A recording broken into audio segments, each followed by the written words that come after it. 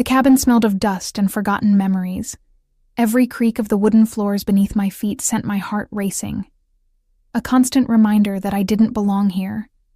Outside, the pine trees whispered secrets to one another as the wind brushed through their branches, creating a symphony of rustling leaves that both soothed and unsettled me. I'd been here 3 days. 3 days since I'd grabbed my daughter Emma and fled in the middle of the night with nothing but a backpack, some cash, and the crushing weight of terror on my shoulders.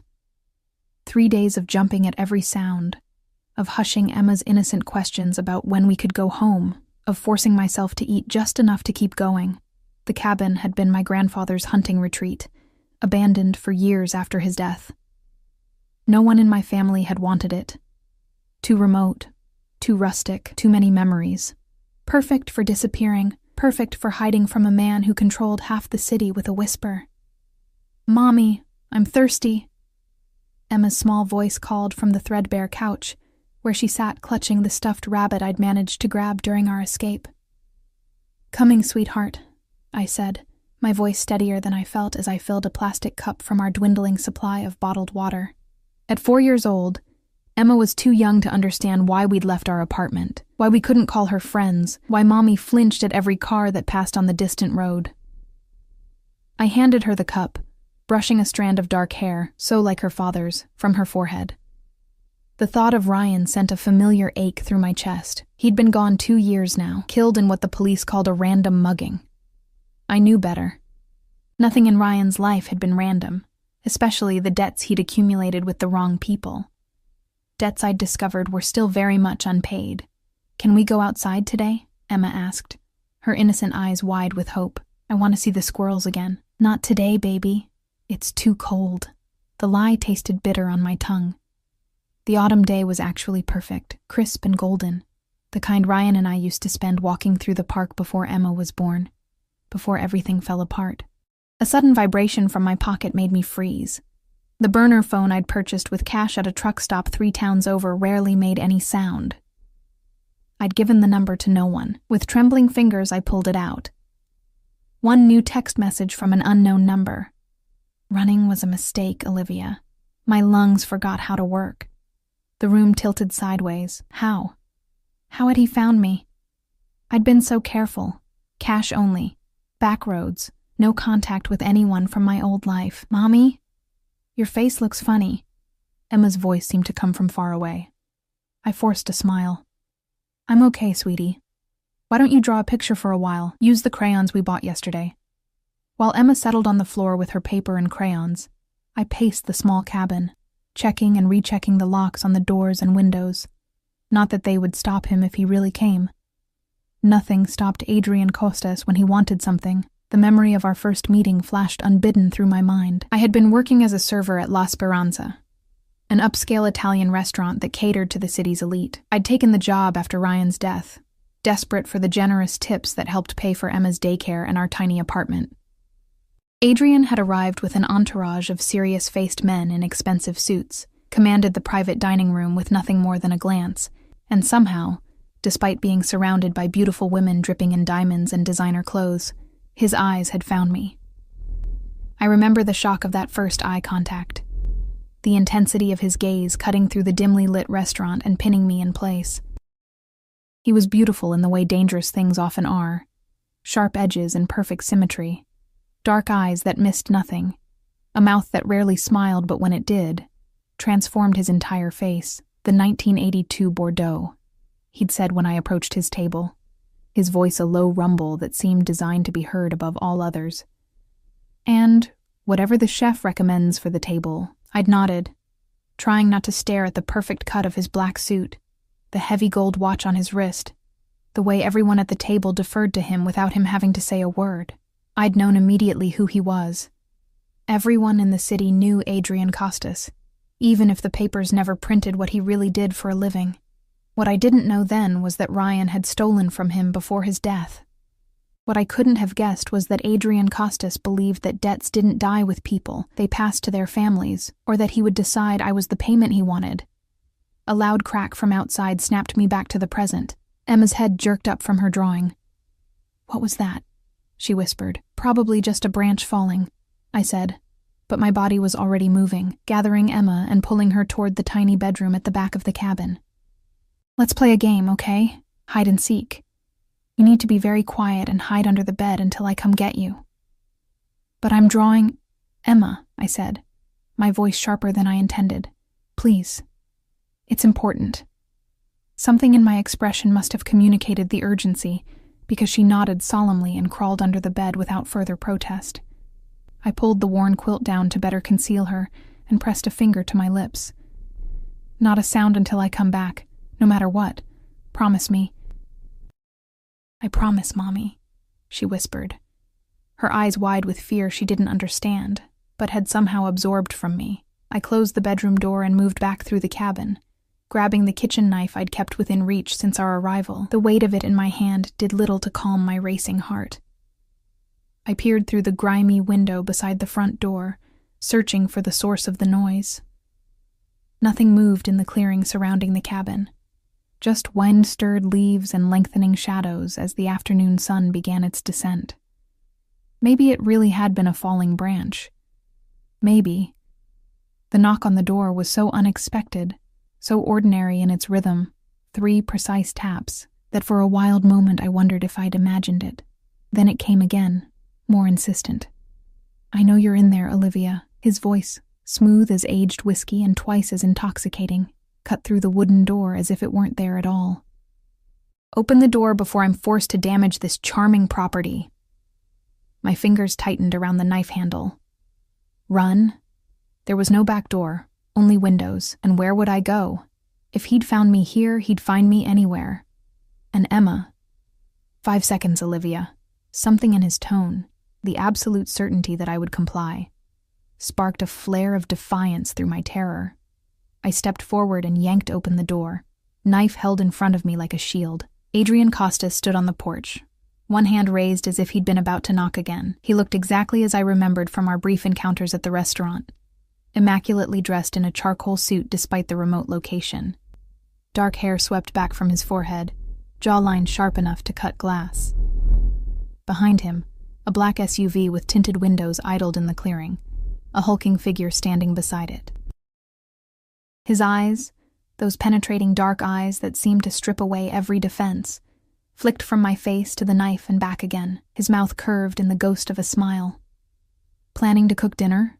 he asked, his accented voice deceptively light. "Planning to protect my daughter," I countered, hating the tremor in my voice but refusing to back down. "How did you find us?" Adrian didn't answer. Instead, he looked past me, taking in the cabin's sparse interior with a sweep of his gaze. "May I come in?" "No." His eyebrow arched at my refusal, as if no one had ever denied him entry before. Perhaps no one had. "It wasn't a request, Olivia." He stepped forward, and despite myself, I retreated. He moved past me into the cabin, his expensive cologne cutting through the musty air like a blade. My grip tightened on the knife, but we both knew I wouldn't use it, couldn't use it. His bodyguard remained outside, but his presence was an unspoken threat. Adrian surveyed the cabin, the sagging couch, the kitchenette with its ancient appliances, the scattered toys that betrayed Emma's presence. Something dark flashed across his expression. "This is where you choose to bring a child? No running water? Questionable electricity? Miles from civilization?" His voice held a note of genuine incredulity. "What exactly was your plan? Winter is coming. Would you have her freeze to demonstrate your stubbornness?" "We were safe here," I said, the lie obvious to us both, "until you came." He turned to face me fully, and the full force of his attention was like standing in the path of an oncoming train. "You were never safe from me, Olivia. The sooner you accept that reality, the easier things will be for both of us." My hand shook, the knife point dipping toward the floor. "What do you want from me? Ryan's been dead for 2 years. Whatever he took, whatever he owed you, I don't have it. I'm a waitress. I have nothing. That's where you're wrong." Adrian moved closer, and it took everything in me not to back away. "You have something very precious to me." Fear for Emma surged through me like a physical force. "My daughter has nothing to do with this." A flash of surprise crossed his face, quickly masked. "I'm not here for the child. Then what? You, Olivia. He reached out, one finger lightly touching the hand that held the knife. Even that small contact sent electricity up my arm. Your husband didn't just steal money from me. He stole time. Time I could have had with you. I stared at him, uncomprehending. What are you talking about? The first night you served my table, I knew. His voice dropped lower, becoming almost hypnotic. There's a reason I requested you personally every time after. There's a reason I left those tips that paid your rent. Did you never wonder why a man like me would frequent a mediocre Italian restaurant 3 times a week? My mind raced through those evenings, his intense gaze following me, the generous tips, the way he'd sometimes engage me in brief conversation about inconsequential things, the weather, the wine, a book I'd been reading during my break. You were watching me, I whispered, the realization dawning with horror. All this time. Protecting you, he corrected smoothly, until I discovered what your husband had done, what he had kept from me. A sudden cry from the bedroom shattered the moment. Emma. Adrian's head snapped toward the sound, his body tensing. Don't, I said desperately, the knife coming back up between us. Please, she's just a child. Without warning, the cabin door burst open. The bodyguard I'd seen by the car filled the doorway, his expression grim. Sir, we have company. 2 vehicles approaching fast. Adrian's expression hardened instantly. Gone was the man speaking of protection and desire, replaced by something cold and calculating. He pulled a gun from beneath his jacket with practiced ease. Get the child, he ordered me, moving to the window and peering out. Now. Who is it? I asked, not moving. People who want what Ryan took. People who will use you and your daughter to get it. His eyes met mine, and for the first time, I saw something that might have been fear. Not for himself, but for us. People who lack my restraint. The distant sound of engines grew louder. Adrian looked at his bodyguard. Marco, secure the vehicles. Be ready for immediate departure. As Marco disappeared outside, Adrian turned back to me. Olivia, we have perhaps 2 minutes before this becomes very unpleasant. I suggest you get your daughter and anything essential. You're leaving with me. It wasn't a request. It wasn't even a demand. It was simply a statement of fact, delivered with such absolute certainty that argument seemed futile. And yet, why should I trust you? I asked, even as I took a step toward the bedroom. Something like respect flickered in his eyes. Because unlike them, I don't want to hurt you. I never did. The sound of screeching tires on the gravel road made my decision for me. I dropped the knife and ran for the bedroom, throwing open the door and dropping to my knees. Emma, come out, baby. We have to go. Her tear-streaked face appeared from beneath the bed. Are the bad men here? The question stopped my heart. What bad men, Emma? The ones Daddy said would come if we weren't careful. The ones who hurt him. Ryan had never told me about any specific threats, had shielded me from the reality of his dealings. But he'd prepared our daughter? No time to process that now. I pulled Emma into my arms and grabbed our backpack, already packed with essentials, a habit I'd developed during our flight. When we emerged from the bedroom, Adrian was by the door, gun at his side, face set in hard lines as he looked out the window. He turned when he heard us, his expression softening almost imperceptibly at the sight of Emma clutching her stuffed rabbit. Hello, little one, he said, his voice gentler than I'd ever heard it. Emma buried her face in my neck, refusing to look at him. We need to move, Adrian said to me, all business again. Stay behind me. When we reach the SUV, get in the back seat with her and keep down. A gunshot cracked through the air outside, making me jump and Emma whimper. Adrian cursed under his breath. Change of plans. Back door? There isn't one, I said, panic rising in my throat. His eyes narrowed as he calculated options. Bathroom window? Too small. Another shot rang out, closer this time. Adrian made a decision. Kitchen window. Now.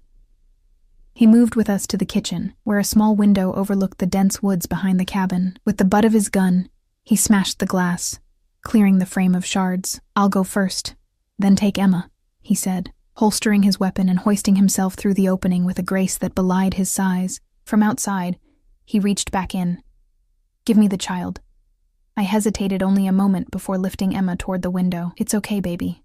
This man is going to help us." "I don't want to go with him," she cried, clinging to me. "Emma, please," I begged. "Remember how we practiced being brave?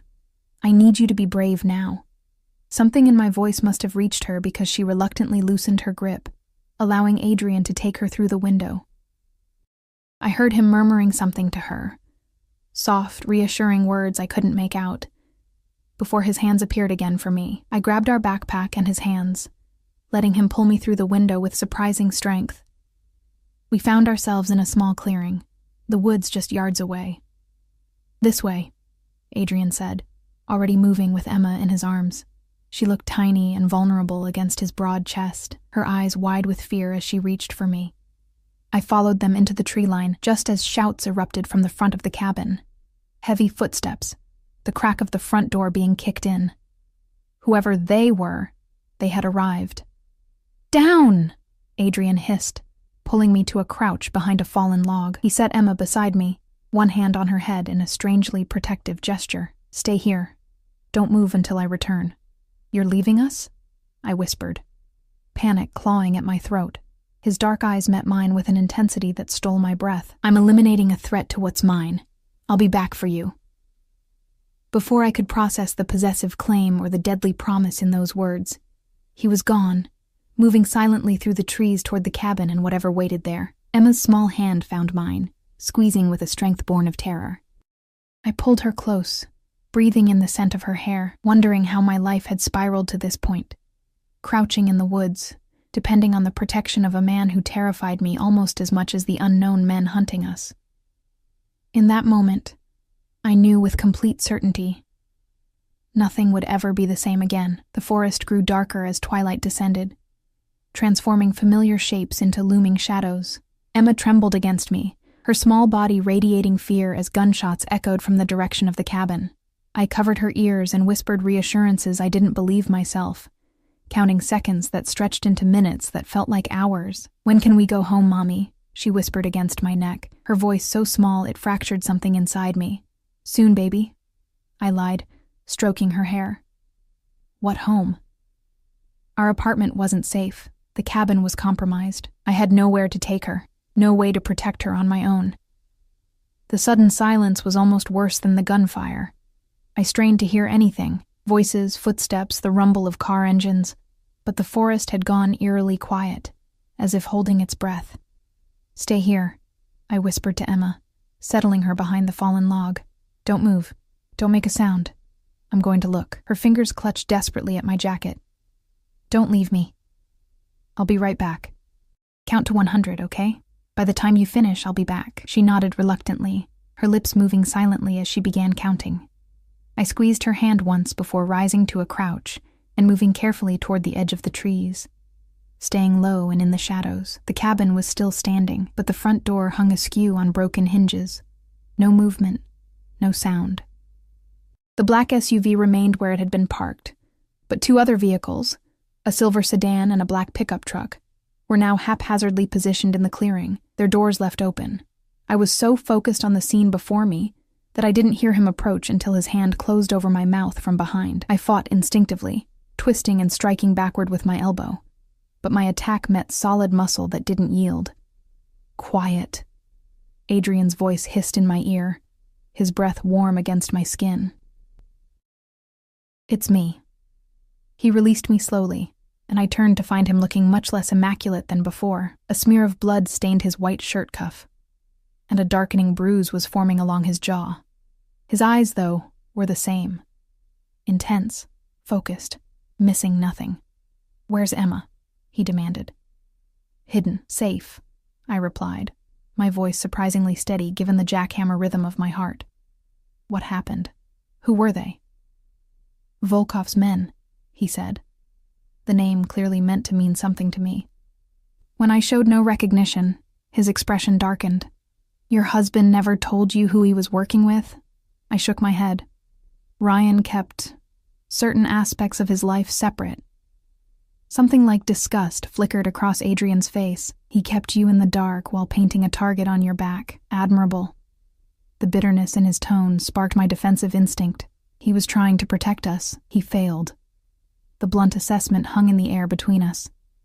We need to move. Get Emma. I wanted to argue, to defend Ryan's memory, but this wasn't the time. Instead, I turned and moved quickly back to where I'd left Emma.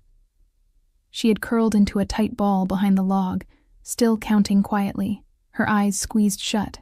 78, 79, 80, Emma, I whispered, touching her shoulder gently. Her eyes flew open, relief washing over her face as she launched herself into my arms. You came back. Of course I did. I'll always come back for you. I held her close, wondering if that was a promise I could keep. Adrian appeared beside us, scanning the forest with wary eyes. We need to move now. My car is waiting at the access road, half a mile east. Your bodyguard? I asked, remembering Marco. A shadow passed over Adrian's expression. Taking care of loose ends. The cold calculation in his voice sent a chill through me. This man had almost certainly just killed people, and here he stood discussing it as casually as one might mention picking up groceries. Emma stared up at him, her eyes huge in her pale face. Are you one of the bad men? I tensed, waiting for his reaction to her innocent yet damning question. Adrian crouched down to her level, surprising me. His voice, when he spoke, held none of the hardness he'd directed at me. There are many kinds of bad men in this world, little one. Some want to hurt you, some want to protect you. His dark eyes met Emma's without flinching. I'm the kind who protects what belongs to him. Emma considered this with the solemn thoughtfulness only children can muster.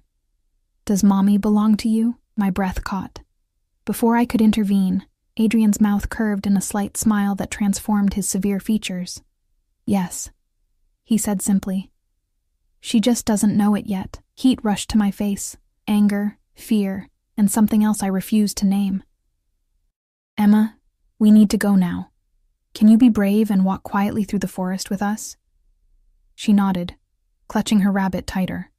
Adrian straightened and turned without another word, clearly expecting us to follow. With no better options, we did. The forest grew darker as we walked, the trees closing in around us. Adrian moved with the confidence of someone who knew exactly where he was going, occasionally reaching back to steady me when I stumbled on unseen roots or rocks. Emma walked beside me, her small hand clutched in mine, remarkably quiet despite her exhaustion. After what felt like forever, the trees thinned, revealing a narrow dirt road where a sleek black Mercedes waited, engine idling. Adrian opened the rear door, gesturing for us to get in. Where are you taking us? I asked, hesitating at the door. Somewhere safe, he replied, a hint of impatience in his tone. Questions later, Olivia. The use of my name, the way it rolled off his tongue like he'd said it 1,000 times in private, sent another inappropriate shiver through me. I pushed the feeling away and helped Emma into the back seat before sliding in beside her. The interior of the car smelled of expensive leather and Adrian's cologne. The driver, another suit-clad man with the same vigilant eyes as Marco, didn't turn or speak as Adrian took the seat opposite us. As the car pulled away, Emma's exhaustion finally caught up with her. She slumped against me, her eyes fluttering closed despite her efforts to stay awake. Within minutes, she was asleep, her breathing deep and even. I envied her ability to find rest in the midst of chaos. My own mind raced with questions, fears, and the growing suspicion that I'd just traded one dangerous situation for another. Adrian watched us from across the spacious back seat, his expression unreadable in the dim light. The silence stretched between us until I couldn't bear it any longer. You said Ryan stole time from you, I whispered, careful not to wake Emma. What did you mean?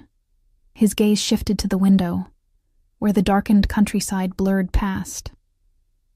Your husband approached me for a loan 2 years before his death, a substantial amount. For what? He claimed it was for a business investment. In reality, he was paying off debts to the Volkovs. Adrian's jaw tightened. The terms of my loan were generous, but included certain provisions. An uneasy feeling settled in my stomach. What kind of provisions? His eyes returned to mine, holding me captive with their intensity.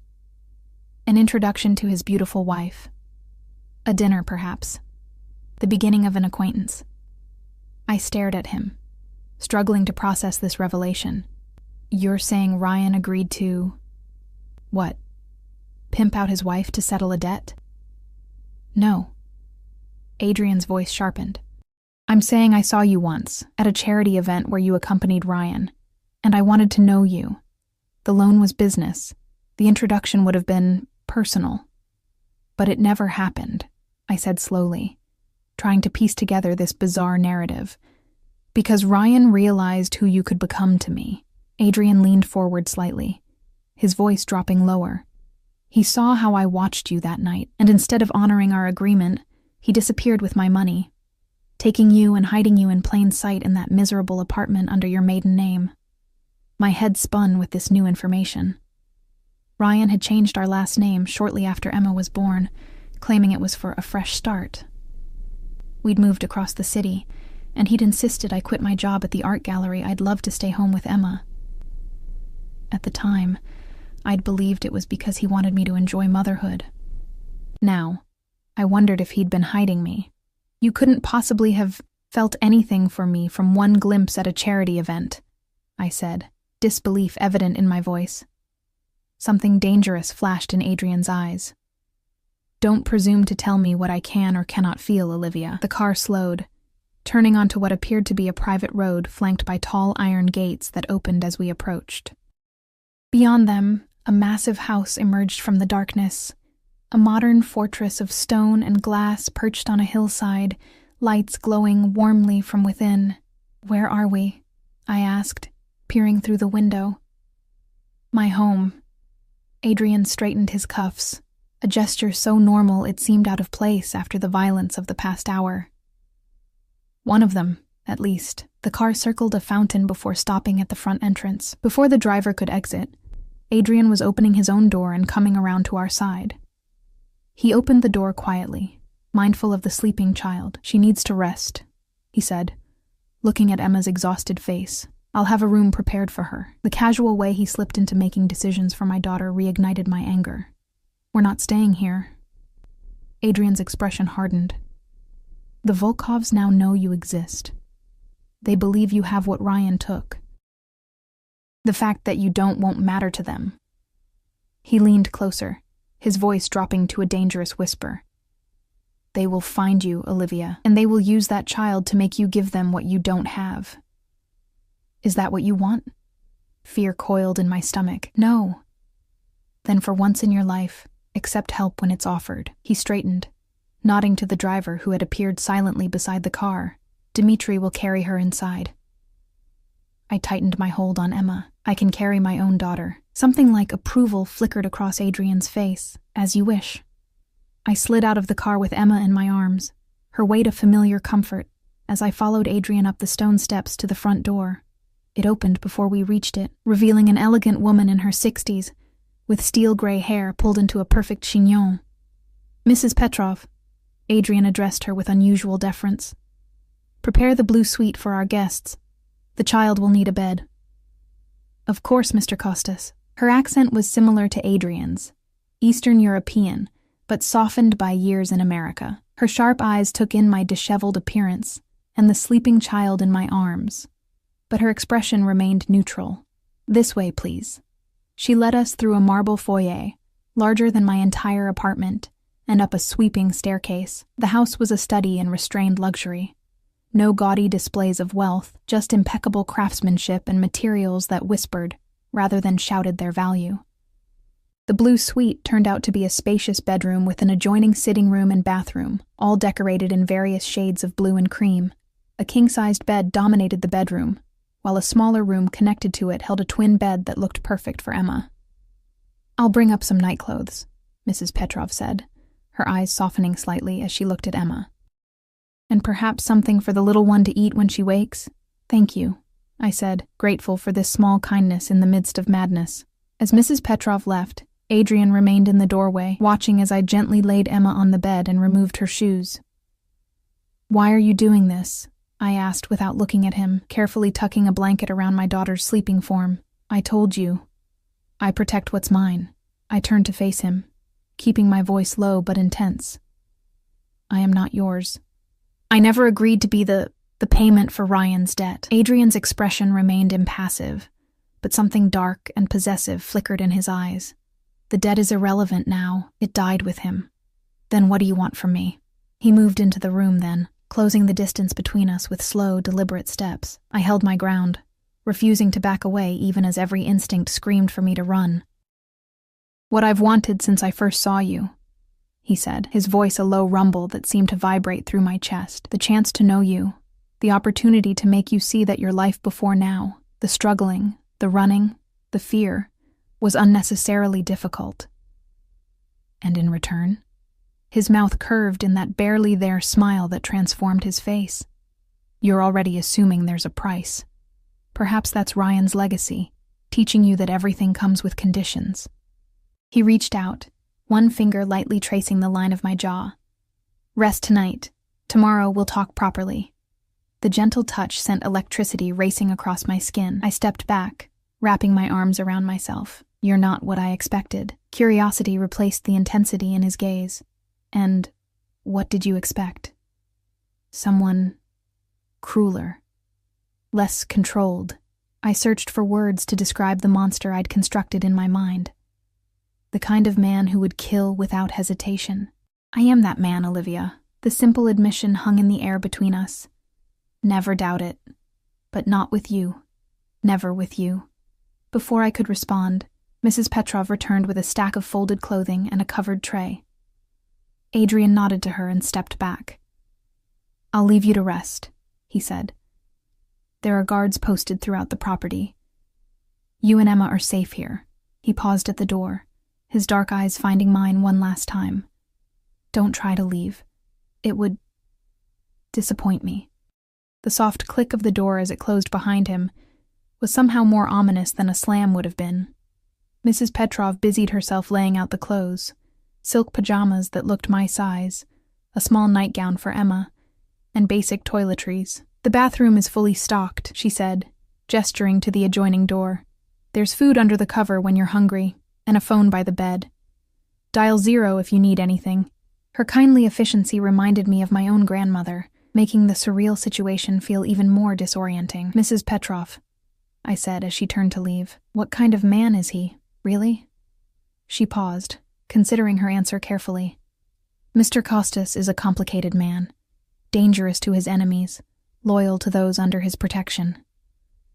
Her eyes, sharp despite her age, met mine directly. If he has decided you are his to protect, then you are fortunate. If he has decided you are his to possess... She left the sentence unfinished, a small shrug completing the thought more eloquently than words could have. After she left, I checked the door. Not locked, but what difference did it make? Where would I go? How far would I get with Emma before Adrian's men, or worse, these Volkovs, found us? I moved to the large window overlooking the manicured grounds. Security lights illuminated the perimeter, and I could make out the shapes of men patrolling. Guards, Adrian had called them. Or jailers, depending on your perspective. Emma stirred in her sleep, murmuring something unintelligible before settling again. I watched her for a moment, struck by how peaceful she looked, unaware of the danger surrounding us, trusting that I would keep her safe. But could I? Was Adrian right? Was staying here, under his protection, the best chance we had? I sank onto the edge of the bed, the weight of the day crashing down on me all at once. The cabin, Adrian's arrival, the attack, the revelations about Ryan, it was too much to process. One thing was clear. The life I thought I'd had with Ryan had been built on lies. He'd been involved in something dangerous enough to get him killed, something that now threatened Emma and me. He'd hidden me from Adrian for reasons I still didn't fully understand. And Adrian Costas, the man I'd been taught to fear, the criminal, the monster, had saved us. For now. The question that haunted me as exhaustion pulled me toward unwilling sleep was simple. At what price? Morning arrived with disorienting brightness. For a moment I couldn't remember where I was. The softness of the bed, the quality of light filtering through unfamiliar curtains, the silence unmarred by city noise all felt wrong. Then memory crashed back. The cabin, the attack, Adrian Costas. I sat up with a jolt, looking for Emma. Her side of the bed was empty, the covers thrown back. Panic surged through me as I scrambled out of bed, calling her name. "Emma! Emma!" The door to the small adjoining room stood open. I rushed through it to find a perfectly appointed child's bedroom, but no Emma. My heart hammering, I was about to run into the hallway when the main door opened. Mrs. Petrov entered carrying a breakfast tray, her expression mildly surprised at finding me wild-eyed and frantic. "Your daughter is having breakfast with Mr. Costas on the terrace," she said calmly, setting down the tray. She woke early and was quite insistent about exploring. "Mr. Costas thought it best to let you sleep." Relief made my knees weak, quickly followed by indignation. He had no right to take her without asking me. Mrs. Petrov's expression remained neutral, but something like sympathy flickered in her eyes. "Perhaps you should tell him that yourself. The terrace is at the end of the hall, through the double doors." I glanced down at my borrowed silk pajamas, midnight blue, perfectly fitting, and far too revealing for a confrontation. "I need to change first. There are clothes in the closet that should fit you. Mr. Costas had them brought in this morning." She gestured toward a door I hadn't noticed the night before. The casualness with which Adrian made these arrangements, my clothes, my breakfast, my daughter, sent a fresh wave of anger through me. I thanked Mrs. Petrov stiffly and waited for her to leave before investigating the closet. Inside hung a selection of clothing that was both beautiful and practical: jeans in my size, cashmere sweaters, blouses in silk and cotton. Nothing ostentatious or overtly sexy, but all of it expensive and tasteful. I chose the most modest option: jeans and a cream-colored sweater that felt like wearing a cloud. After a quick visit to the bathroom, where I found every possible toiletry I might need already laid out, I headed down the hallway in search of the terrace. The morning light revealed details of Adrian's home I'd missed in the darkness: the original artwork on the walls, the antiques mixed with modern furnishings, the overall sense of masculine elegance without ostentation. This was not the gaudy display of new money I might have expected from a man in Adrian's position. It spoke of old wealth, cultivated taste, and a confidence that didn't need to announce itself. I pushed open the double doors at the end of the hall and stepped onto a stone terrace overlooking a manicured garden that gave way to forest beyond. The view was spectacular, the morning sun casting long shadows across the rolling landscape. And there, at a table set with china and silver, sat Adrian Costas with my daughter on his lap. Emma was giggling as he helped her spear a piece of fruit with her fork, his dark head bent close to her blonde one in a tableau of domestic intimacy that stopped me in my tracks. The sight was so incongruous, this dangerous man being gentle with my child, that I couldn't immediately reconcile it with the Adrian I'd glimpsed last night. Emma spotted me first. "Mommy," she called, wriggling off Adrian's lap and running to me. "Mr. Adrian has strawberries and chocolate milk." I crouched to hug her, scanning her face for any sign of distress, but found only the excited flush of a child being indulged with treats. "Did you sleep well, baby?" She nodded enthusiastically. "I have my own room with stars on the ceiling, and Mrs. Petrov found me a new dress." She twirled to show off a simple blue dress I'd never seen before. "It's beautiful," I said, rising to my feet and turning my attention to Adrian, who had stood when I appeared. He looked as immaculate as ever, in dark trousers and a white shirt, open at the collar. Casual for him, I supposed, but still more formal than most men's business attire. "You should have woken me," I said, unable to keep the edge from my voice. "You needed rest." He gestured to the empty chair across from his. "Join us for breakfast." It wasn't a request, but I was too hungry to refuse on principle. I took the seat, lifting Emma onto my lap when she rushed back to the table. A server appeared as if conjured, pouring coffee into a delicate cup before silently withdrawing. Adrian watched me over the rim of his own cup, those dark eyes missing nothing. "Your daughter is quite intelligent," he said, his accent more pronounced in the morning light. "She's been teaching me about her rabbit's adventures." Emma nodded solemnly. "Mr. Flopsy has been to the moon," she informed me with absolute conviction. I smoothed her hair, still tangled from sleep. "I'm sure Mr. Costas has more important things to do than hear about Mr. Flopsy," I said carefully.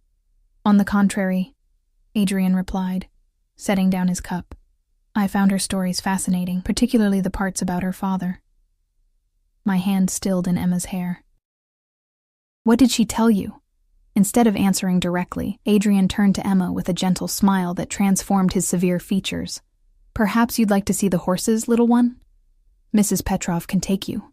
Emma's eyes widened. You have horses? 3. And I believe one of them would be very happy to meet you. Can I, Mommy? Emma turned to me, her excitement palpable. I hesitated, torn between keeping her close and allowing her this small joy after days of fear and confinement. I'll be able to see her from here the entire time, Adrian said quietly, accurately reading my concerns. The stables are just beyond that garden wall. She'll be perfectly safe. After a moment's more hesitation, I nodded. Okay, but listen to Mrs. Petrov, and don't go near the horses without her. Emma was already scrambling off my lap. Adrian pressed a small button on the table, and within moments, Mrs. Petrov appeared as if she'd been waiting nearby. After brief instructions from Adrian, she took Emma's hand and led her down the stone steps into the garden, Emma chattering excitedly the entire way. As soon as they were out of earshot, I turned to Adrian. What did she tell you about Ryan? He refilled my coffee cup before answering, a strangely domestic gesture from such a dangerous man. She said her father taught her a game called hiding, and that sometimes bad men might come, and if they did, she should hide and not make a sound until you or her father came for her. His eyes met mine across the table. A rather specific thing to teach a 4-year-old, wouldn't you say?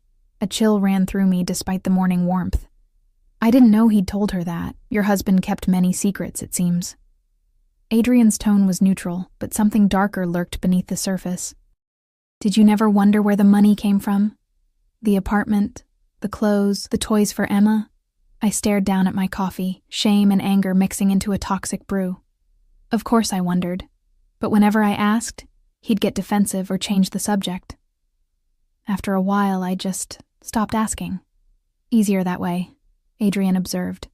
No judgment in his tone. Until it wasn't. My head snapped up. You don't get to criticize my marriage. You didn't know Ryan. You didn't know us. I knew enough. Adrian leaned forward slightly, his intensity sharpening.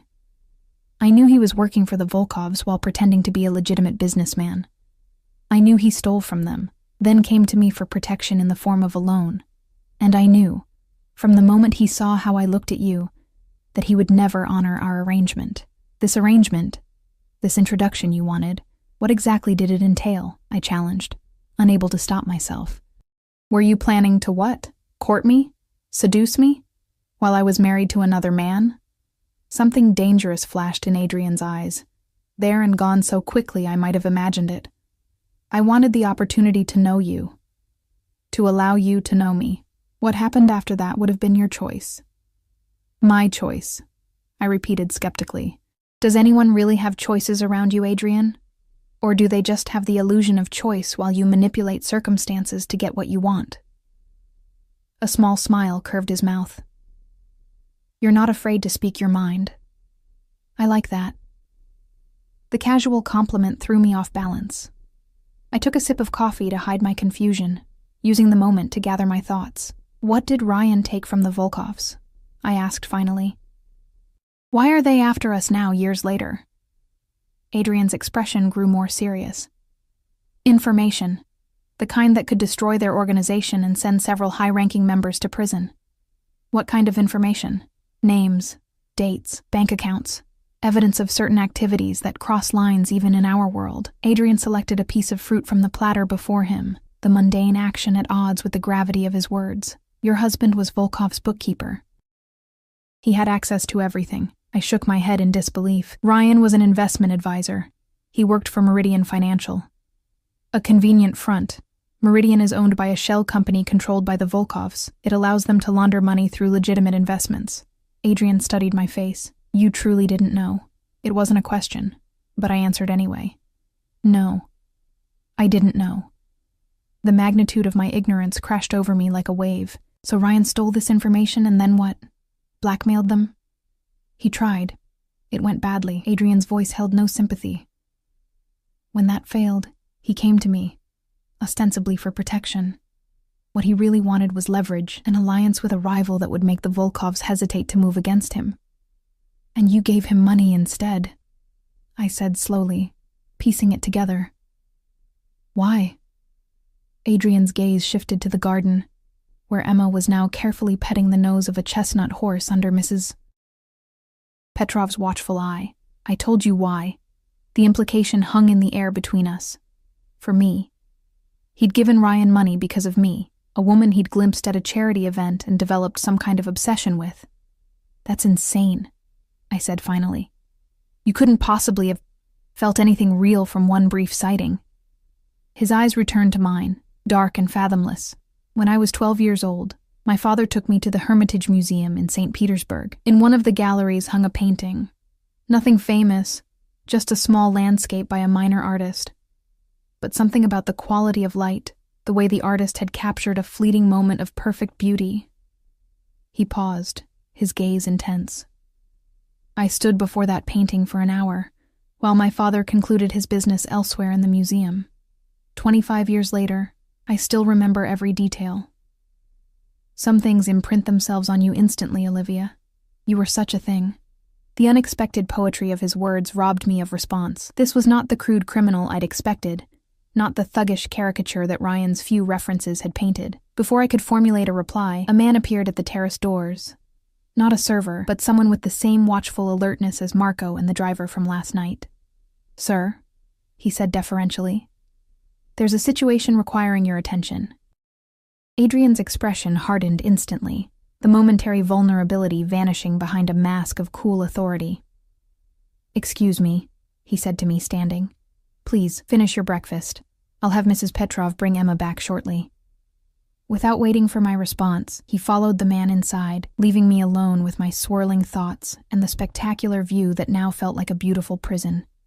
I watched Emma in the garden below, her small face alight with joy as she fed the horse a carrot under Mrs. Petrov's guidance. She looked happier than I'd seen her in months. The realization sent a pang through my heart. Had I been so consumed by grief and worry that I'd failed to see how our precarious existence was affecting her? The server reappeared to refresh my coffee and inquire if I needed anything else. I asked for some fruit for Emma, and he withdrew with a small bow that felt oddly formal. When he'd gone, I allowed myself to really look at my surroundings. Adrian's home was set on what appeared to be hundreds of acres of private land. The terrace where I sat overlooked not just gardens but forested hillsides that stretched to the horizon. In the distance, I could make out what might have been a lake, glinting in the morning sun. Beautiful. Isolated. Secure. Perfect for keeping someone hidden away from the world. The thought sent a chill through me despite the warming day. Was that Adrian's intention? To keep us here, hidden away like treasures in a private collection? The painting analogy he'd shared suddenly felt less romantic and more possessive. I was so lost in thought that I didn't hear him return until his voice came from behind me. You look troubled. I turned to find Adrian standing in the doorway, his expression unreadable. I'm trying to understand what happens now, I said honestly. He moved to retake his seat across from me. Now you and Emma stay here, under my protection, until I've resolved the situation with the Volkovs. And how long will that take? As long as necessary. His tone made it clear that this wasn't negotiable. We can't just disappear from our lives indefinitely, Adrian. I have a job. Emma has preschool. People will notice we're missing. Something like amusement flickered in his eyes. You've already disappeared, Olivia. You fled your apartment 3 days ago. You haven't shown up for your shifts at La Speranza. No one has reported you missing, which suggests you don't have anyone close enough to notice your absence. The brutal truth of his assessment stung more than I wanted to admit. Since Ryan's death, I'd withdrawn from friends, focused solely on survival and caring for Emma. There was no one who would miss me immediately. No family nearby. No close friends who checked in regularly. What about Emma? I tried again. She needs stability, routine. She can't just stay here indefinitely. Why not? Adrian gestured to the expansive grounds. There's space to play, animals, fresh air. Mrs. Petrov was a teacher before she came to work for me. She could continue Emma's education. She would want for nothing here. The casual way he rearranged our lives, making decisions that should be mine, ignited my anger again. And what about what I want? Or does that not factor into your plans? What do you want, Olivia? His question seemed genuinely interested. To return to your cramped apartment? Your exhausting job with its meager tips, looking over your shoulder, wondering when someone will recognize you or Emma? I want freedom, I shot back. The right to make my own choices. Freedom is an illusion for most people. They're constrained by poverty, by obligations, by the very systems they believe protect them. Adrian's voice held no judgment, only a matter-of-fact certainty. What I offer is security, protection for both you and Emma. At what price? I asked, the question that had haunted me last night finally spoken aloud. His dark eyes held mine. Is it so difficult to believe I might want to give you these things without demanding payment? Yes, I said simply. No one gives something for nothing. A sad smile curved his mouth. Ryan taught you that lesson well. The mention of my husband sparked fresh anger. Don't talk about him like you knew him. I knew him better than you did, it seems. Adrian's blunt response hit like a physical blow. The man you're defending kept you in the dark about his criminal activities, used you as a shield, and left you vulnerable to his enemies after his death. Are those the actions of someone who loved you? You have no right to question his love for me, I said. But the words sounded hollow even to my own ears. Adrian seemed to sense my wavering conviction. His voice softened slightly. I'm not asking you to vilify his memory, Olivia. I'm asking you to see the reality of your situation clearly, without the comforting fictions you've constructed. What reality is that? That you're alone. That the Volkovs believe you have something they want. That without my protection, you and Emma are in genuine danger. He leaned forward, his intensity drawing me in despite my resistance. And that I am offering you safety without conditions, asking only that you stay here where I can ensure it. Without conditions, I repeated skeptically. You expect me to believe you're doing all this, risking your own safety, bringing strangers into your home. Out of what? The goodness of your heart? Something dangerous flickered in his eyes. I didn't say my motives were altruistic. I want you here, Olivia. I've wanted you here since the moment I first saw you.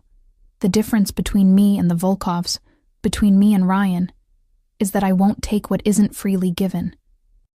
The raw honesty in his voice silenced my retort. Before I could formulate a response, the sound of Emma's laughter floated up from the garden. We both turned to see her racing across the lawn, with Mrs. Petrov following at a more sedate pace. She seems happy, Adrian observed quietly. I couldn't deny it. The carefree joy on my daughter's face was something I hadn't seen in too long. She's 4. Give her horses and strawberries and she's easily pleased. Perhaps there's wisdom in that simplicity, he said, rising as Emma burst onto the terrace, her cheeks flushed with excitement. Mommy, the horse's name is Duchess, and she let me pet her nose and it was so soft, and Mrs. Petrov says maybe tomorrow I can sit on her if you say it's okay. The words tumbled out in a breathless rush as she launched herself at me. I caught her, inhaling the clean scent of her hair, mixed with the earthy smell of horses. That sounds wonderful, baby. Did you say thank you to Mrs. Petrov? Emma nodded earnestly before turning to Adrian. Thank you for the horses, Mr. Adrian. Something in his expression softened as he looked at her, a genuine warmth that seemed at odds with everything I thought I knew about him. You're very welcome, little one. Perhaps later we can visit the lake as well. There are ducks that might appreciate some bread. Emma's eyes widened with delight, and she looked to me for confirmation. The hope in her face made my heart ache. How long had it been since she'd had a day without worry, without sensing my fear? We'll see, I said, not wanting to make promises I might not be able to keep. For now, let's have some more breakfast. I asked for fruit for you. As if on cue, the server reappeared with a small plate of sliced fruit arranged in the shape of a flower. Emma gasped with delight, her previous excitement about horses momentarily forgotten in the face of this new wonder. Adrian stepped back, watching our interaction with an intensity that made me uncomfortably aware of his presence. I have some business to attend to, he said finally. Mrs. Petrov will show you around the grounds if you wish. Consider this your home for now, Olivia. You'll find there are no locked doors. No locked doors, perhaps. But I had no illusions about the guards I'd glimpsed patrolling the property. This beautiful estate was still a gilded cage. As if reading my thoughts, Adrian added softly. The security is to keep others out, not to keep you in. Remember that. He turned to leave, then paused, looking back at Emma, who was carefully selecting pieces of fruit from her plate. She has your eyes, but the rest, she favors her father. Something in his tone made me look up sharply, but he was already walking away, leaving me to wonder at the strange note of... what? Bitterness? Regret? Is Mr. Adrian your friend, Mommy? Emma asked, oblivious to the tension in the air. I hesitated, searching for a simple truth in the complex reality. He's helping us right now, baby, Emma nodded, accepting this with a child's easy trust. I like him. He talks to me like a big person, not a baby. The observation, so simple yet perceptive, gave me pause. Emma was right. Adrian had spoken to her with the same seriousness he used with adults, never adopting the condescending tone many people used with children. It was a small thing, yet it complicated the image I was trying to maintain of him as simply a dangerous man with obsessive tendencies. Like everything about Adrian Costas, the reality was proving far more complex than I had anticipated. As I helped Emma with her breakfast, I couldn't shake the feeling that I was balanced on a knife's edge. On one side lay safety, security, and a life of protected luxury for my daughter. On the other, a freedom that might prove more dangerous than I could handle alone. And beneath it all, the growing certainty that Adrian Costas would not wait forever for me to choose. Days at Adrian's estate fell into an unexpected rhythm. Each morning, I woke expecting to feel like a prisoner, but instead found myself adapting to a life more peaceful than any I'd known since Ryan's death. Emma blossomed under Mrs. Petrov's gentle guidance, spending her days exploring the gardens, visiting the horses, and delighting in the simple joys of childhood without the shadow of fear that had followed us for so long. Adrian himself was often absent, his business taking him away for hours, or sometimes full days. When he was present, he maintained a careful distance, never pushing for more than conversation, never making demands. Yet I felt his eyes on me constantly, watching with an intensity that should have frightened me, but instead stirred something I wasn't ready to name. By the 5th day, the initial shock had worn off, leaving me in a strange limbo, not quite a guest, not quite a prisoner, existing in a bubble of luxury, while questions about our future remained unanswered. That afternoon, I found myself in Adrian's library, a room that had quickly become my sanctuary. 2 stories of books lined the walls, accessible by a rolling ladder that slid smoothly along brass rails. The scent of leather bindings and old paper hung in the air, mingling with the faint aroma of the coffee I'd brought with me. Emma was napping under Mrs. Petrov's watchful eye, giving me a rare moment of solitude. I trailed my fingers along the spines of first editions and rare volumes, marveling at the collection. My art history degree, unused since Emma's birth, had left me with an appreciation for beautiful things, and Adrian's library was filled with them. Find anything interesting? Adrian's voice came from the doorway, startling me. I turned to find him watching me, dressed more casually than usual in dark jeans and a charcoal sweater that softened his usual severity. The effect was disconcertingly appealing. You have a first edition Hemingway, I said, gesturing to the shelf before me. And what appears to be an original copy of Blake's Songs of Innocence. Surprise flickered across his face. You know Blake? I shrugged, suddenly self-conscious. I studied art history before. Before Emma. Blake's illustrations were part of the curriculum. What would you have done with that degree? He asked, moving into the room but keeping a respectful distance. If life had taken a different turn. The question caught me off guard. No one had asked about my abandoned dreams in years. I wanted to work in museum curation. I had an internship at the Hillman Gallery lined up. But then I got pregnant, and Ryan thought it would be better if I stayed home with Emma. Ryan thought, Adrian repeated, a note of disapproval in his voice. And what did you think? I looked away, uncomfortable with his perception. It made sense at the time. Childcare is expensive, and my starting salary would barely have covered it. And now? If circumstances were different, the question stirred dormant ambitions I'd buried deep after Ryan's death, when survival became my only priority. Emma starts kindergarten next year. I'd thought maybe then I could look for something in my field again. Adrian nodded thoughtfully, moving to a cabinet nestled between bookshelves. He opened it to reveal a collection of art books, pulling out a large volume and bringing it to where I stood. "Perhaps this might interest you," he said, handing me the heavy book. I took it, reading the title with surprise. Private Collections of Eastern Europe. Hidden Masterpieces of the 20th Century. It was a museum-quality publication, the kind that cost hundreds of dollars, and was typically found only in university libraries. "Thank you," I said, genuinely touched by the thoughtful gesture. "I look forward to reading it." Something like pleasure crossed his face, a brief softening around the eyes, gone so quickly I might have imagined it. "I have a small collection myself. Nothing as significant as what you'll find in those pages, but perhaps tomorrow I could show you." "You collect art?" The revelation shouldn't have surprised me given the evidence of his taste throughout the house, but somehow it did. "I collect beauty in various forms," he said, his gaze holding mine for a beat too long. "Things that speak to me on a level beyond mere appreciation." The double meaning wasn't lost on me. Heat crept up my neck as I looked away, pretending to examine the book's cover. "Olivia." His voice softened, compelling me to meet his eyes again. "I've been patient. I've given you space to adjust, to see that my intentions toward you and Emma are honorable. But we need to discuss what happens next." The moment I'd been both anticipating and dreading had arrived. I set the book aside, squaring my shoulders. "And what has happened next, Adrian? That depends on you." He moved to the leather chair near the window, gesturing for me to take the one opposite. When we were both seated, he continued. "The situation with the Volkovs is complicated.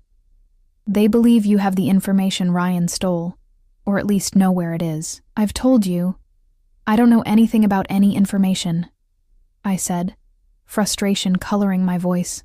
"Ryan never told me about his work with them." "I believe you."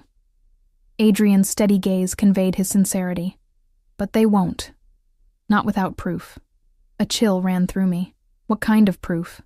"The kind that would satisfy men who deal in absolute certainty." His jaw tightened.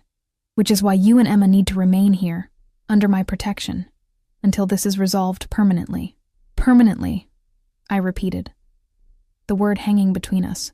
"What exactly does that mean?" Adrian leaned forward slightly, his intensity drawing me in despite my resistance. "It means I remove the threat entirely. The Volkovs have crossed a line by targeting you and Emma. In our world, there are rules about involving innocents, especially children. Their actions have given me justification to move against them in ways that would otherwise upset certain balances of power." The casual way he discussed what sounded like warfare between criminal organizations sent a shiver down my spine. "And if I don't want to be part of whatever moving against them entails?" "You're already part of it, Olivia." His voice held no cruelty, only a pragmatic certainty. "The moment Ryan stole from them, the moment he came to me for protection, he made you part of this world. The only choice you have now is whose protection you accept."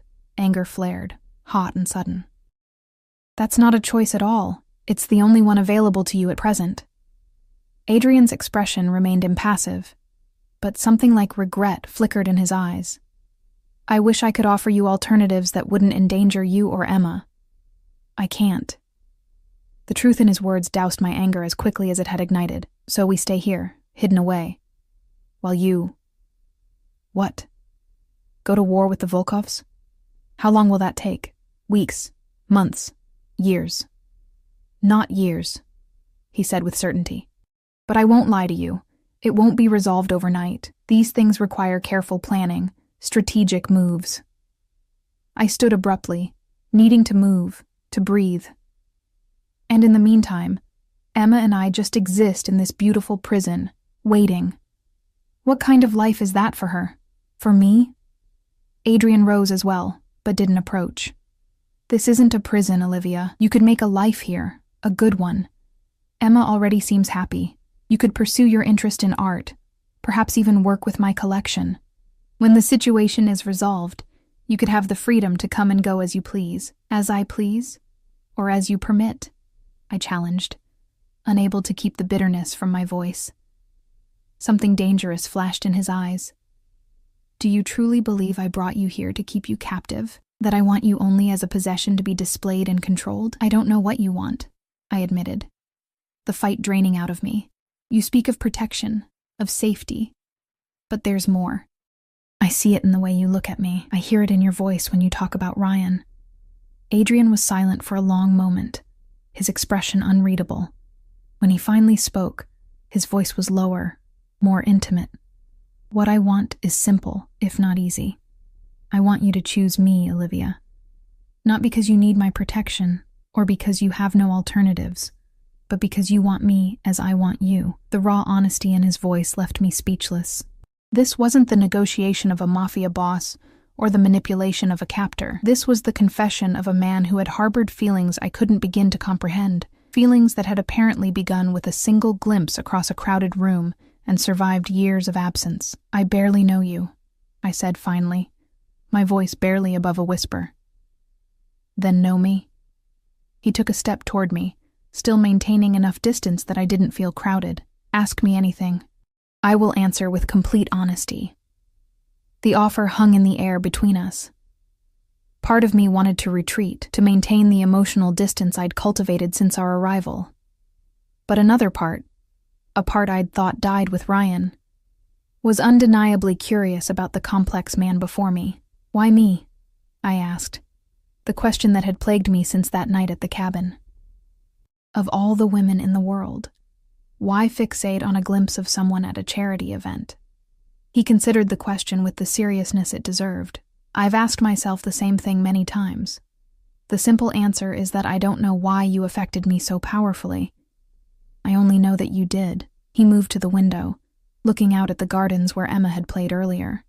I saw you across that ballroom, laughing at something Ryan said. There was a quality to your smile, a genuineness that seemed out of place in a room full of people playing parts. You weren't trying to impress anyone. You weren't calculating your next move.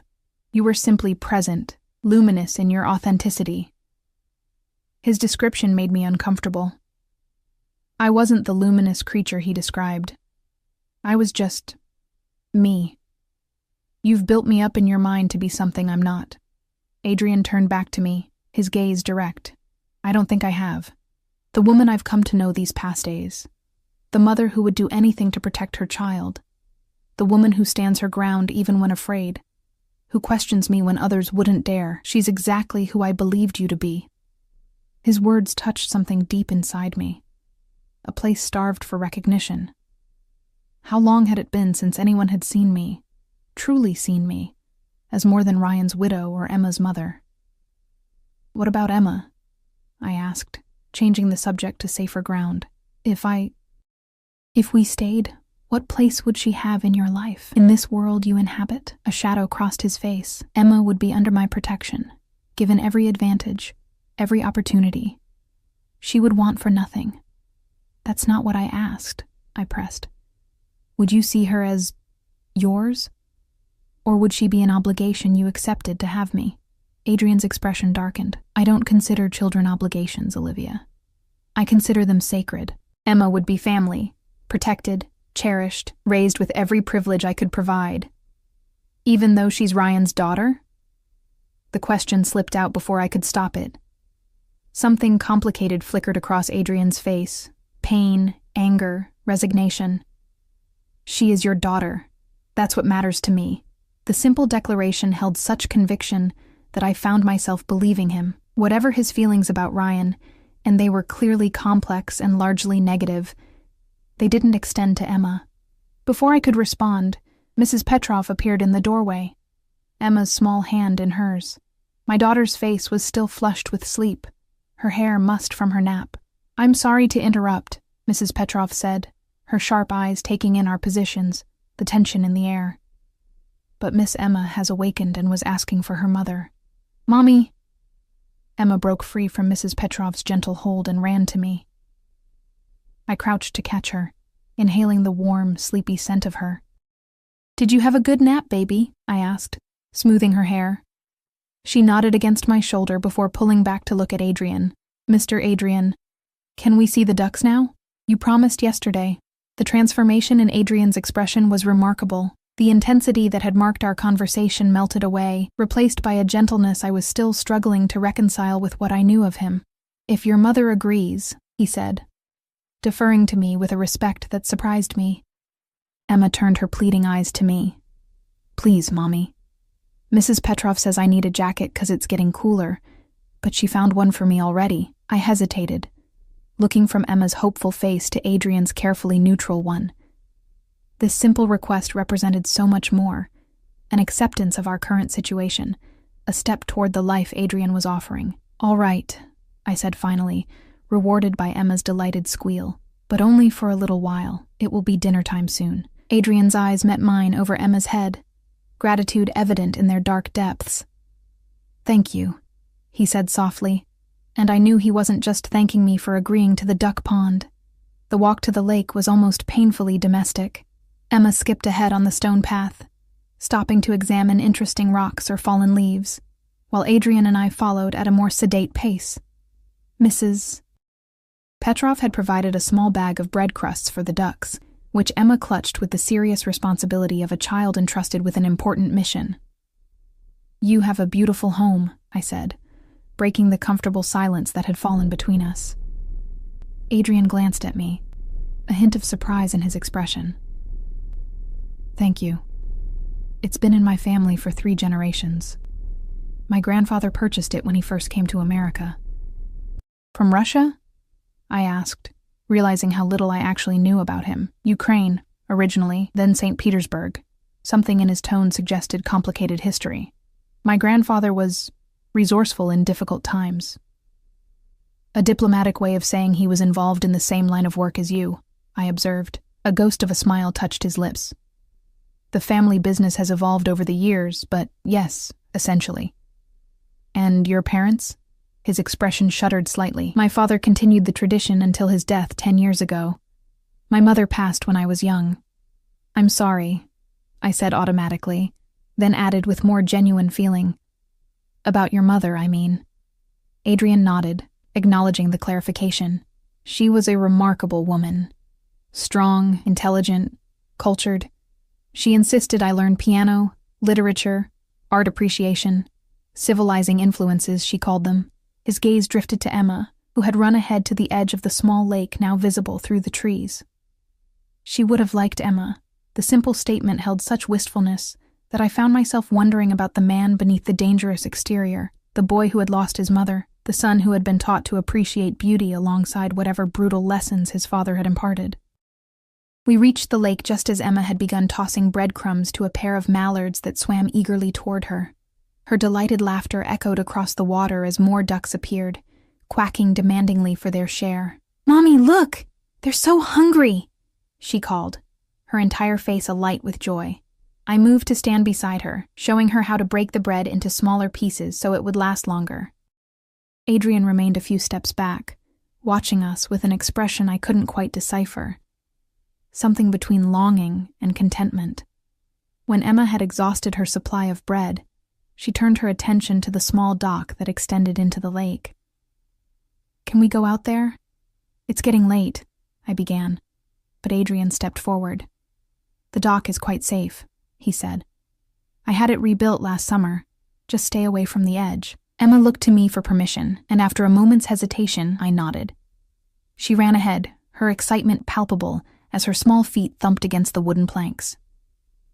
Adrian and I followed more slowly, the weathered dock solid beneath our feet. At the end, Emma crouched down to peer into the water, pointing excitedly at tiny fish darting among the reeds. "This is nice," I admitted quietly, watching my daughter's innocent wonder. "Peaceful." Adrian stood close beside me, his presence warm in the cooling evening air. "It could always be like this," he said softly, his voice for my ears alone. "You and Emma, safe, happy, free to enjoy simple pleasures without looking over your shoulder." I wanted to resist the picture he painted, to remind myself of all the reasons to be wary of him, and the life he offered. But standing there, watching Emma's uncomplicated joy after months of tension and fear, I found my resistance weakening. "What happens if I say yes?" I asked, barely audible over the gentle lapping of water against the dock.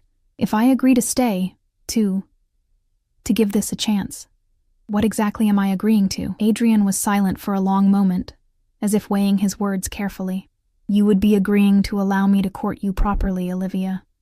To build something real between us, at whatever pace feels right to you. There would be no demands, no expectations beyond honesty. Emma would have stability, safety, and as much normalcy as possible given the circumstances. And if, after a time, I decided it wasn't working, I pressed, needing to understand the parameters of this proposed arrangement. If I wanted to leave? His jaw tightened almost imperceptibly. I would not force you to stay, but I would ensure you had a safe place to go. A new identity, resources, protection from a distance. I would not abandon you to the Volkovs, or anyone else who might wish you harm because of your connection to me. It was more than I had expected, this acknowledgement that I might ultimately reject him, this promise of continued protection without possession. It spoke of a respect I hadn't anticipated. And us? I asked, gesturing between us. Physically, I mean. A flash of heat in his eyes was quickly controlled. As I said, at whatever pace feels right to you. I have waited years already, Olivia. I can be patient. The simple declaration sent an unexpected shiver through me. The attraction between us was undeniable, a current of electricity that seemed to intensify with each day that passed. I had tried to attribute it to Stockholm Syndrome, to the natural response to being protected by a powerful man, but I knew, with growing certainty, that it was more than that. I need time, I said finally, honesty compelling me to add, not to decide if we'll stay. I know we don't have better options right now, but to understand what it means, what you mean to me. Adrian nodded, acceptance in his expression. Time you shall have. Emma's excited voice broke the moment between us. Mommy, Mr. Adrian, look, a turtle. We both turned to see her pointing at a small painted turtle, sunning itself on a partially submerged log near the dock. Adrian crouched beside her, his voice taking on a teaching tone as he explained about the turtle's habits and habitat. Emma listened with rapt attention, asking questions that Adrian answered with surprising knowledge and patience. Watching them together, this dangerous man gentling himself for a child's curiosity, I felt something shift inside me. The simplistic image I'd constructed of Adrian Costas was crumbling, revealing complexities I was only beginning to understand. As the sun began its descent toward the horizon, casting golden light across the lake, Adrian suggested we return to the house for dinner. Emma, tired but happy, slipped her small hand into his without hesitation as we walked back along the stone path. The sight of their joined hands, her tiny fingers engulfed by his much larger ones, created a lump in my throat I couldn't explain. Halfway back to the house, Emma's steps began to drag with fatigue. Without comment, Adrian lifted her into his arms, settling her against his chest, as if he'd done it 100 times before. She laid her head on his shoulder, her eyes heavy with contentment. You're strong like my daddy was, she murmured sleepily. I tensed, waiting for Adrian's reaction to the comparison. His expression flickered briefly, but his voice remained gentle when he replied, Is that so? Emma nodded against his shoulder. Daddy used to carry me like this when I was tired. But then he went to heaven, and Mommy had to carry me instead. But she's not as strong as you. Your mother is stronger than you know, Adrian said, his eyes finding mine over Emma's head. Just in different ways. Something in his gaze, respect, admiration, desire, made my chest tighten. This man saw me in ways Ryan never had, valued parts of me I'd forgotten existed. The thought was as terrifying as it was exhilarating. By the time we reached the house, Emma was asleep against Adrian's shoulder, her face peaceful in the gathering dusk. He carried her all the way to her room, laying her gently on her bed, with a tenderness that made my heart ache. She didn't eat dinner, I whispered, standing in the doorway. She can have something when she wakes, he replied softly, stepping back to allow me to remove her shoes and cover her with a light blanket. I pressed a kiss to her forehead before following Adrian into the hallway, closing the door partway behind us. Thank you, I said, meaning it for more than just carrying Emma. For today, for being patient. He studied me in the dim light of the hall, his expression so open and vulnerable for a moment that it stole my breath. I would wait forever if necessary, Olivia. But I hope it won't come to that.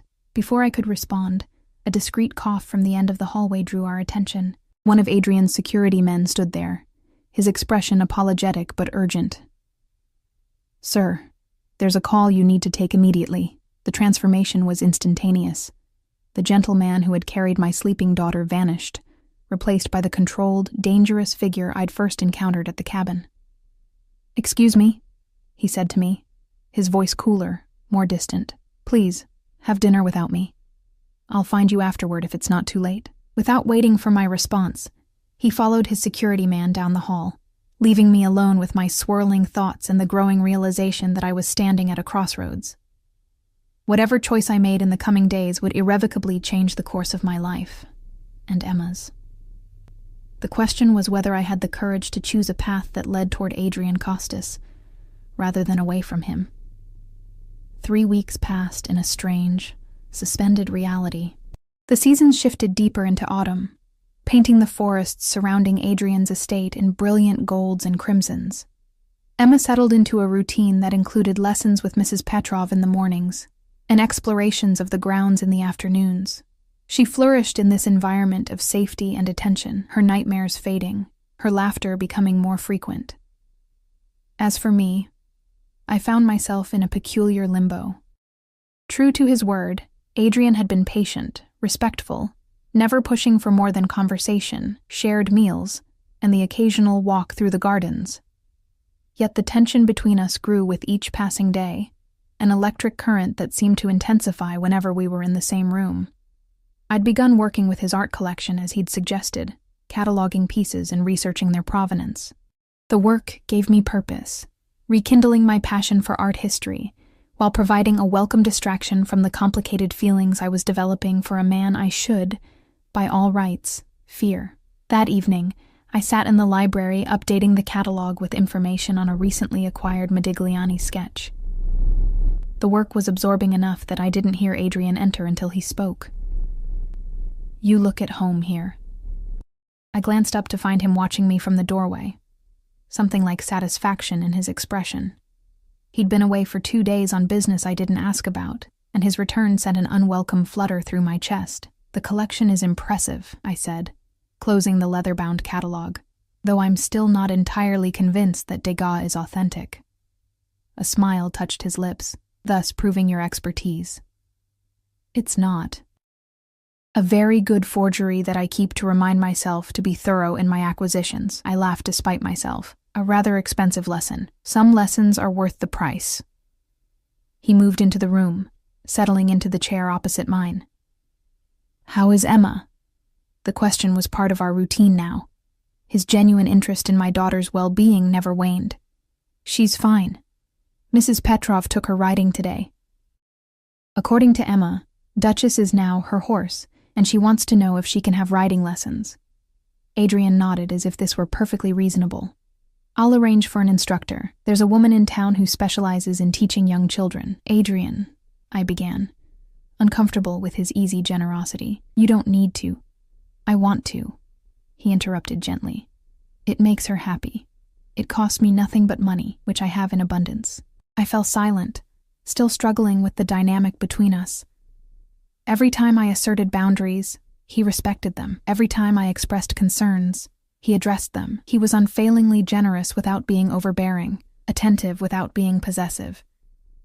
It made it increasingly difficult to hold on to my wariness. "There's been a development," he said after a moment, his tone shifting to something more serious.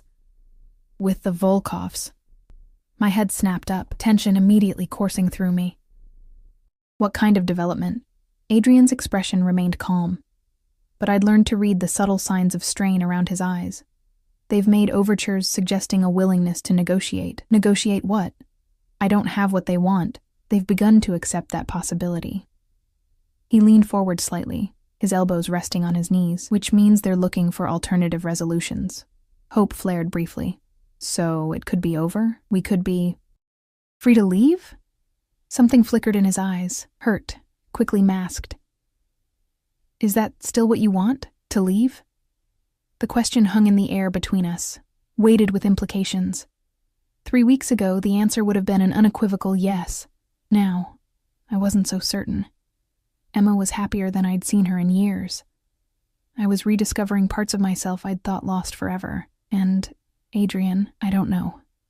I admitted honestly. I just want options, for Emma's sake. He nodded slowly. I understand. And yes, if negotiations are successful, the immediate danger would be removed. You would have choices. The prospect of choices, real choices, not forced ones, should have brought only relief. Instead, it stirred a complicated mix of emotions I wasn't ready to examine too closely. What happens next? I asked, redirecting the conversation to practical matters. A meeting. Neutral ground.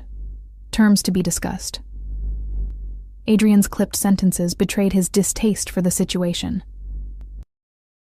I don't trust them, but I believe they're sincere in wanting to resolve this situation.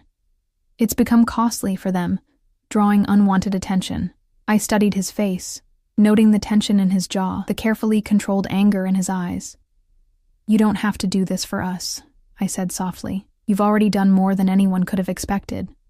Adrian's gaze met mine, intense and unwavering. Everything I've done has been my choice, Olivia. A choice I would make again without hesitation. The conviction in his voice stirred something deep inside me. Over the past weeks, I'd watched him closely, looking for cracks in the facade, for signs of the dangerous criminal I'd been taught to fear. I'd seen glimpses of that man, intense phone calls, in hushed conversations with his security team, in the constant vigilance that never fully left his eyes, but I'd seen so much more as well.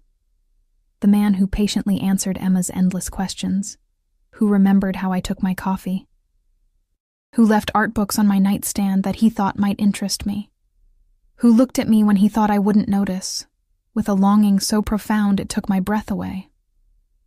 When is this meeting? I asked, breaking the charged silence between us. Tomorrow night. He straightened, his expression closing off slightly. I'll be leaving in the morning. The estate will be fully secured in my absence. You and Emma will be safe here. I want to go with you, I said, the words tumbling out before I'd fully formed the thought. Adrian's eyebrows rose in genuine surprise. Out of the question. It could be dangerous. These people are hunting me because of something Ryan did, I argued, a strange determination taking hold. I should be there. Maybe if they see me, talk to me directly, they'll believe I don't have what they want. Or they'll use the opportunity to take you, Adrian countered, his voice hardening. I won't risk it. It's not your risk to take, I shot back, surprising myself with my vehemence. It's mine. My life. My choice. Something dangerous flashed in his eyes, a reminder of exactly who I was arguing with. But instead of the anger I expected, his expression shifted to something like respect. Your courage is admirable, he said softly, but misplaced in this instance. These aren't men you can reason with, Olivia. They understand only power and leverage. Then I'm leverage, I insisted. Use me. Adrian was on his feet in an instant, moving with a fluid grace that belied his size. Never say that, he said, his voice dropping to a near growl. You are not a tool to be used. Not by me, not by anyone. The intensity of his reaction startled me. I stood as well, unwilling to have this conversation at a physical disadvantage. That's not what I meant. I meant that my presence could strengthen your position. Show them you're not hiding me, that there's nothing to hide. Adrian stepped closer, close enough that I could feel the heat radiating from his body, smell the subtle cologne that had become achingly familiar over the past weeks. And if something went wrong? He asked, his voice low and intense. If they took you? Hurt you? What then? You wouldn't let that happen, I said with a certainty that surprised us both. Something shifted in his expression. Surprise, followed by a fierce possessiveness that should have frightened me, but instead sent heat coursing through my veins. No, he agreed, his voice barely above a whisper. I wouldn't. We stood frozen in that moment, so close I could see the faint scar at his temple, the flecks of amber in his otherwise dark eyes. The tension between us had reached a breaking point, weeks of careful distance and growing attraction culminating in this charged silence. Adrian, I began, not even sure what I intended to say. He closed his eyes briefly as if gathering control. If you truly want to be present for this meeting, I will arrange it. But you will stay in the car until I determine it's safe. You will be surrounded by my security team at all times, and at the first sign of trouble, They will remove you immediately, regardless of your wishes. Those are my conditions. The concession was unexpected. I'd grown accustomed to his protectiveness, his tendency to make decisions he believed were in my best interest. This acknowledgement of my agency, however conditional, felt significant. "Thank you," I said simply. He nodded once, some of the tension leaving his shoulders. "Mrs. Petrov will stay with Emma. We'll leave at 9 tomorrow morning." The practical details settled, Adrian stepped back, restoring the careful distance he always maintained between us. "I should let you get back to your work," he said, gesturing to the forgotten catalog on the table. But I was suddenly weary of distance, of careful boundaries, of the unspoken currents that ran between us. "No," I said, making a decision I'd been approaching for days. "I think we should talk. Really talk." Wariness flickered in his eyes, quickly masked. About whatever this is. I gestured between us. "About why you've been watching me for weeks like a man starving but never taking a step closer. About why I keep telling myself I should be afraid of you but instead find myself—" I trailed off, suddenly uncertain. "Find yourself what, Olivia?" Adrian prompted, his voice so low it was almost a caress. "Drawn to you," I admitted, the truth both terrifying and liberating. "Thinking about you when you're not here. Wondering what it would be like if—" I couldn't finish the thought aloud. Adrian remained perfectly still, control evident in every line of his body. "If what?" If I stopped fighting this, whatever it is between us. The confession hung in the air, changing everything and nothing all at once. Adrian's expression softened, vulnerability replacing the careful mask he typically wore. "I've kept my distance because I wanted your choice to be real," he said finally. "Not born of gratitude or fear or obligation. I wanted you to see me, truly see me, and decide with clear eyes. And what would I see if I looked at you with clear eyes?" I challenged gently. "A man with blood on his hands," he said without hesitation, his honesty brutal. "A man who lives by a different code than most, who has done things that can't be undone." His voice dropped lower, but also a man who has wanted you with every fiber of his being since the moment he first saw you, who would burn down the world to keep you and Emma safe, who asks only for the chance to prove he can be worthy of you. The raw confession stole my breath. This was not the smooth manipulation of a practiced seducer, but the unvarnished truth of a man laying himself bare. "I'm afraid," I whispered, taking a step toward him rather than away. "Of me?" he asked, remaining perfectly still, as if afraid any movement might shatter the moment. I shook my head slowly. "Of wanting this. Of what it says about me that I could feel this way about someone like you." "Someone like me," he repeated, a shadow crossing his face. "A criminal. A killer. A protector," I corrected softly. "A man who carries my sleeping daughter with gentleness, who remembers how I take my coffee and leaves books he thinks I'll enjoy on my nightstand, who looks at me like I'm something precious." Something like hope flickered in his eyes, quickly tempered with caution. "I am all of those things, Olivia. The darkness and the light. I won't pretend otherwise, even to win you." I moved closer still, close enough that I would only need to lean forward slightly to touch him. "I don't want pretense. I've had enough of that to last a lifetime." "What do you want?" he asked. The question weighted with significance. "Tonight? Just this." I closed the remaining distance between us, placing my hand lightly on his chest. Even through the fabric of his shirt, I could feel the heat of him, the steady, strong beat of his heart. To stop pretending I don't feel what I feel. To stop maintaining this careful distance that's driving us both crazy. Adrian remained perfectly still beneath my touch, only the quickening of his heartbeat betraying his reaction. "And tomorrow, after the meeting, when you have real choices again?" "I don't know," I admitted honestly. "I can't promise you forever, Adrian. Not yet. But I'm not running anymore. Not from the Volkovs, not from you, not from whatever this is between us." He raised his hand slowly, telegraphing his movement as if giving me time to withdraw, and brushed a strand of hair from my face. The simple contact sent electricity racing across my skin. "That's enough," he said softly. "For now, that's more than enough." The air between us charged with possibility, with unspoken desire held carefully in check. I knew with absolute certainty that he would not take the final step, that despite the hunger evident in his eyes, he would wait for me to close the remaining distance, so I did. The press of my lips against his was tentative at first, an exploration rather than a surrender. Adrian remained still for a heartbeat before responding with exquisite restraint, his kiss gentle despite the tension radiating from his body. When we parted, his eyes had darkened, desire warring with his rigid self-control. "Olivia," he breathed, my name a question and a prayer. "Just kiss me," I whispered. "Stop thinking so much." A ghost of a smile touched his lips before he obliged, his hand coming up to cradle my face as he kissed me again, deeper this time, with an intensity that made my knees weak. I grasped his shoulders for support, shocked by the solid strength beneath my fingers, by the heat that pooled low in my belly at his touch. When we finally separated, both breathing harder, I saw something close to wonder in his expression. "We should stop," he said, though his body language suggested otherwise. "Before this goes further than you're ready for." The consideration in his words, his continuous prioritization of my comfort over his obvious desire, cemented something that had been building for weeks. This man, dangerous as he might be to others, would never harm me, would never take what wasn't freely given.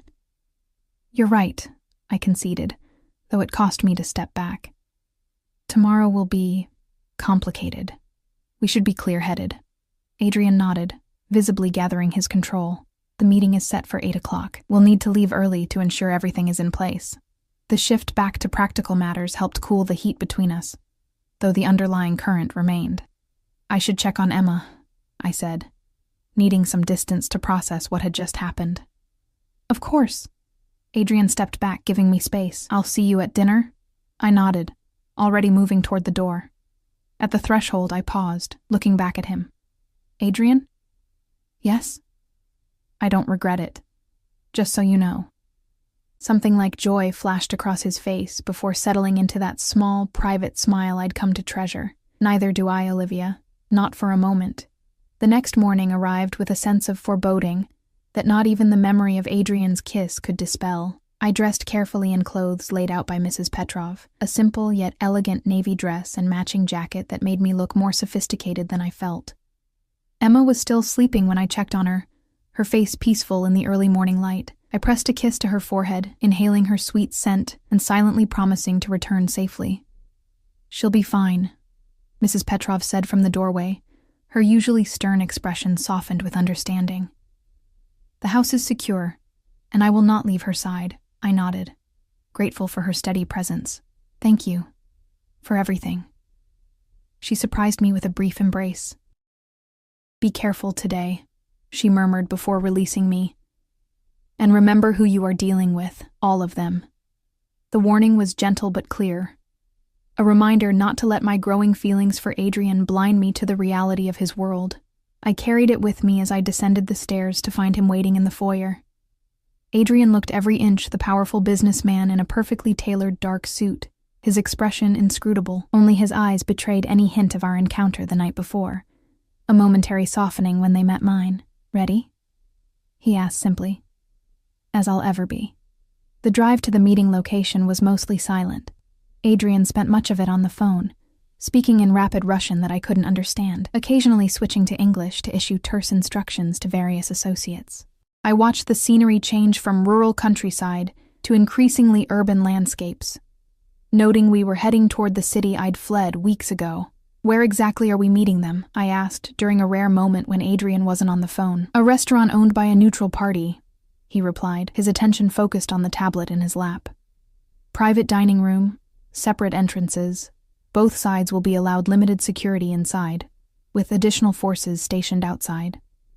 The clinical precision with which he described what sounded like a diplomatic summit rather than a criminal negotiation was oddly reassuring. This wasn't a back-alley confrontation, but something approaching legitimate business. "And the terms?"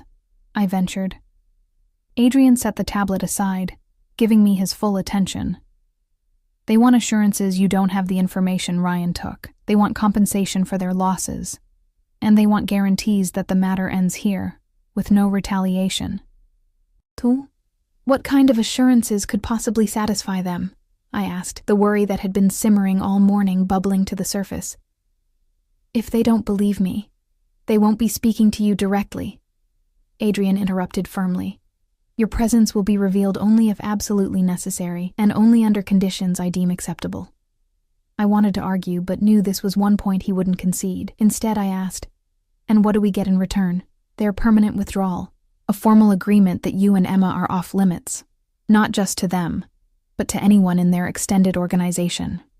His jaw tightened, an acknowledgement that any violation of these terms will result in immediate and overwhelming response.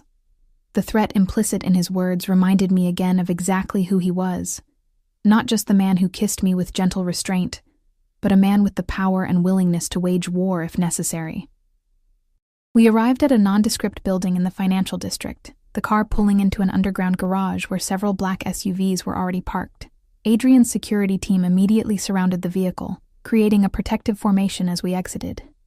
You'll wait here until I send for you, Adrian said, nodding toward a small but elegantly appointed waiting room just off the garage. Dimitri and 2 others will remain with you. If anything happens, anything at all, they'll get you out immediately. I nodded, suddenly uncertain. The reality of the situation, that I was about to be peripherally involved in a negotiation between criminal organizations, hit me with full force. Adrian must have sensed my trepidation. He stepped closer, lowering his voice for my ears alone. Nothing will happen to you today. I give you my word. The absolute conviction in his tone steadied me. I reached out impulsively, straightening his already perfect tie. Be careful, I said softly. Something fierce and possessive flashed in his eyes. Without warning, he pulled me closer, kissing me with the intensity that left me breathless. It was nothing like the restrained kiss we'd shared the night before. This was claiming, marking, a declaration of intent. When he released me, his eyes were dark with promise. When this is over, he said, his voice low and intimate, we're going to continue what we started last night. Before I could respond, he was gone, striding toward the elevator with his security team flanking him. I watched until the doors closed behind him, my heart racing with a complex mixture of fear, anticipation, and something dangerously close to love. Dimitri, Adrian's most trusted security man, ushered me into the waiting room with professional courtesy. It will likely be some time, Mrs. Taylor, he said, using my married name for the first time in weeks. Please, make yourself comfortable. The room, though small, was luxuriously appointed with plush seating, a small bar, and even a television discreetly mounted on one wall. I declined Dimitri's offer of a drink, too nervous to stomach anything, and instead paced the limited space, checking my phone repeatedly, though I knew Mrs. Petroff would contact me immediately if there were any issues with Emma. Time crawled. 1 hour stretched into 2, then 3. I alternated between sitting and pacing, trying not to imagine what was happening several floors above me. Dimitri remained a stoic presence by the door, his attention occasionally drawn to the earpiece he wore, but his expression revealed nothing. Finally, after what felt like an eternity, the door opened. I looked up expectantly, but instead of Adrian, a different security man entered. He conferred briefly with Dimitri in hushed tones before they both turned to me. Mrs. Taylor, Dimitri said formally, your presence has been requested upstairs. My heart leapt into my throat. Is everything okay? Is Adrian... Mr. Costas is fine, Dimitri assured me. The negotiations are proceeding, but the Volkovs have requested to see you briefly. Mr. Costas has agreed, with conditions. I swallowed hard, nodding. All right, let's go. The elevator ride was tense, Dimitri and the other security man flanking me like solemn guardians. When the doors opened, we emerged into a plush hallway clearly belonging to an upscale restaurant. 2 more of Adrian's men stood outside a set of closed doors, stepping aside as we approached. Dimitri paused, turning to me. You will stay by the door. You will speak only if Mr. Costas indicates you should. If he gives the signal, we leave immediately. Understood? I nodded, squaring my shoulders as he opened the door. The private dining room beyond was elegant, dominated by a long table where several men sat. Adrian was at one end, his posture relaxed but alert, his expression revealing nothing as I entered. At the opposite end sat an older man with steel-gray hair and cold eyes that immediately fixed on me with unsettling intensity. "Mrs. Taylor," Adrian said formally, rising as I entered. "Thank you for joining us." I moved to stand beside him, acutely aware of the weight of every gaze in the room. The older man, Volkov himself, I presumed, studied me with clinical detachment. "So this is the woman who has caused so much trouble," he said, his accent thicker than Adrian's.